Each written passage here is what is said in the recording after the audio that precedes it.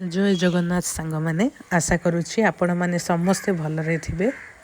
तो वर्तमान मु आज आसी भंजनगर में 5 दिन धरी चली 21 कुंडीय विश्व शांति महायज्ञ देखापी। तो सांग मैंने यहीटा हूँ राति 10टा समय भ्यू। लोक तो कहीं नहांती सेतेटा लोक नहांती। तो देखंतु केते सुंदर सजा है, केते सुंदर डेकोरेशन है, लाइट लगी। जदि बाहर एते सुंदर डेकोरेशन है तो आपण माने भाभी पारुथिबे भितर केते सुंदर डेकोरेशन है नथिबो, केते बड़ आयोजन होई नथिबो। तो मु आपण मानकु भितर रो व्यूज मध्य देखेबी। तो सांग माने वीडियो टिको लास्ट जाए देखंतु।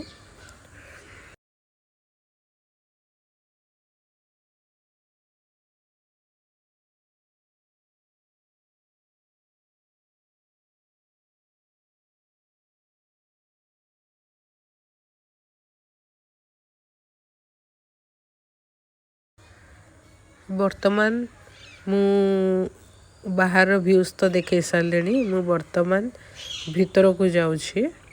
भीतर व्यूज देखंतु। एटा होची एंट्री पॉइंट। तो केते लोक अच्छे आपण मैंने देखी पारे, बहुत गहल है। डेकोरेशन मध्य बहुत सुंदर है। बहुत दूर लोक मैंने आसती यही महायज्ञ देखापी। 5 दिन धरी चली महायज्ञ भंजनगर में। यहाँ होता कृषक बजार जो आमर अच्छी भंजनगर में, कृषक बजार जो अच्छी से आयोजन करा जायथिला।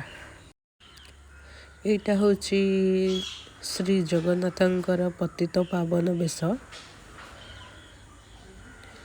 एटा होची गुरुवार सकाळ धूप बेश।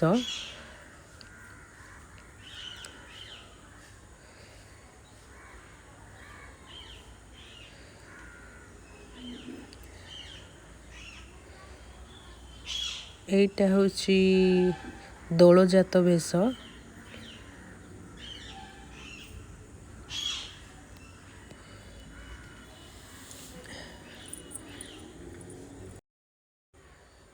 एटा होची बड़सिंहार चंदन लगी बेश।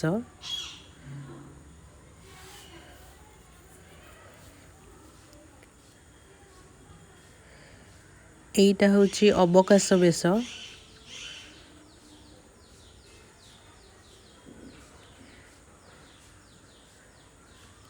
एटा होची प्रभुंकर हरिहर बेश।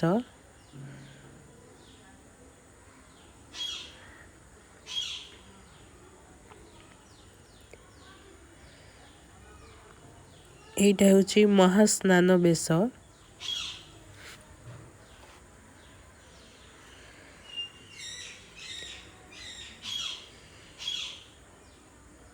एटा होची गुरुवार सकाळ धूप बेश।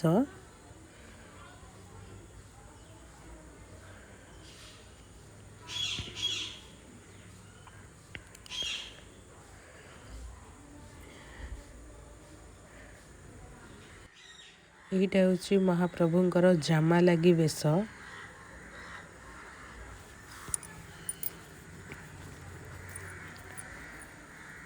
यही बेशटे होची महाप्रभुंकर बुधवार मध्याह्न घोड़ लगी बेश।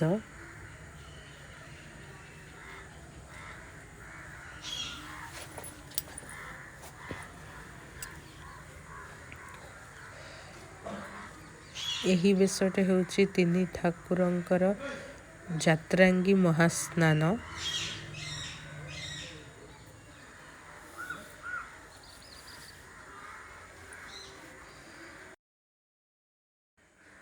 यही बेशटे होची सकाळ घोड़ लगी बेश।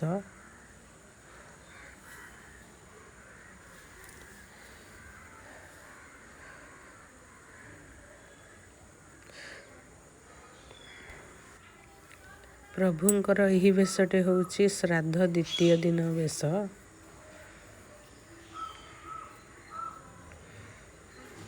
प्रभुंकर एटा होची घोड़ लगी बेश।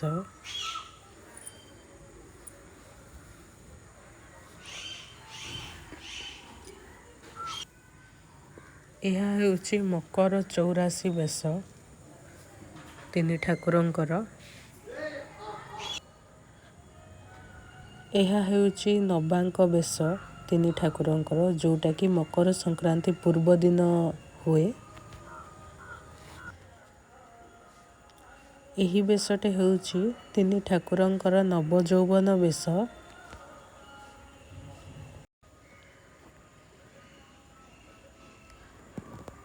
ଏହା ହେଉଛି ତିନି ଠାକୁରଙ୍କର ଘୋଡ଼ଲାଗି ବେଶ। ଏହା ହେଉଛି ତିନି ଠାକୁରଙ୍କର ପଦ୍ମ ବେଶ। ଏହା ହେଉଛି ତିନି ଠାକୁରଙ୍କର ଶ୍ରାଦ୍ଧ ବେଶ।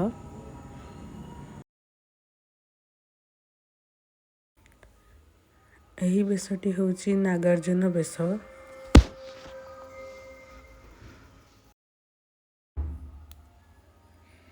ଏହି ବେଶଟି ହେଉଛି ଲକ୍ଷ୍ମୀ ନାରାୟଣ ବେଶ ବା ଠିଆକିଆ ବେଶ।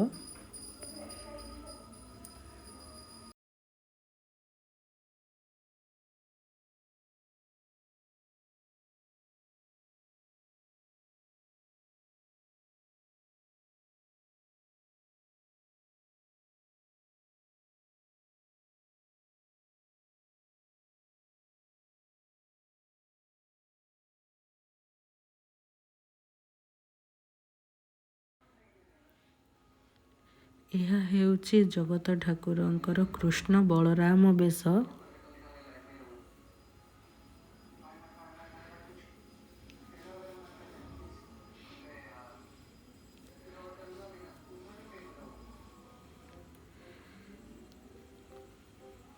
ଏହା ହେଉଛି ତିନି ପ୍ରଭୁଙ୍କର ବାମନ ବେଶ।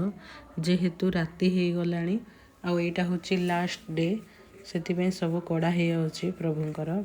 ଏହା ହେଉଛି ସୁନା ବେଶ, ଯେଉଁଟାକି ଅଲରେଡ଼ି କଡ଼ା ହେଇସାରିଛି। ଏହା ହେଉଛି ଗଜାନନ ବେଶ। ଏହା ହେଉଛି ଚନ୍ଦନ ଲାଗି ବେଶ।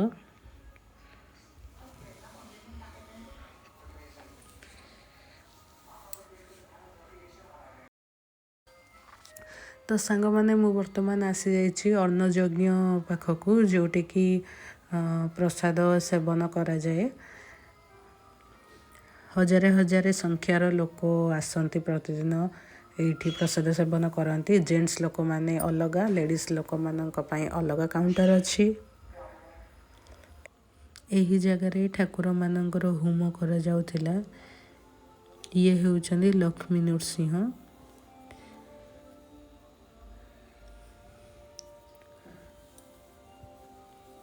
ଦୁର୍ଗା ମାଙ୍କର ମଧ୍ୟ ହୋମ କରାଯାଉଛି। ସେପାରେଟ୍ ହେଇକି ହୋମ କରାଯାଉଥିଲା। ଶିବ ପାର୍ବତୀଙ୍କର ମଧ୍ୟ ଅଛି। ଶ୍ରୀ ଗଣେଶଙ୍କର ମଧ୍ୟ ଏଇଠି ହୋମ କରାଯାଉଛି। ଇଏ ହେଉଛନ୍ତି ମା ଦୁର୍ଗା। ତ ସାଙ୍ଗମାନେ, ମୁଁ ତ ପାଖକୁ ଯାଇପାରିନି, ଯାହା ମୁଁ ଦୂରରେ ରହିକି ହିଁ ଭିଡ଼ିଓ ରେକର୍ଡ଼ିଂ କରୁଛି।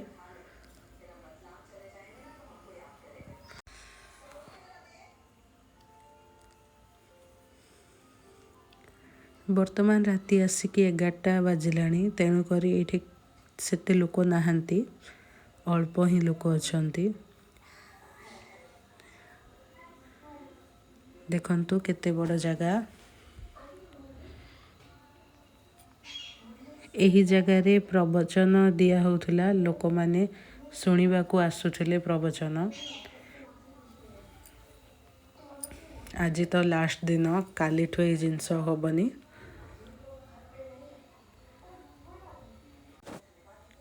ତ ସାଙ୍ଗମାନେ, ଆଶା କରୁଛି ଭିଡ଼ିଓଟି ଆପଣମାନଙ୍କୁ ଭଲ ଲାଗିଥିବ।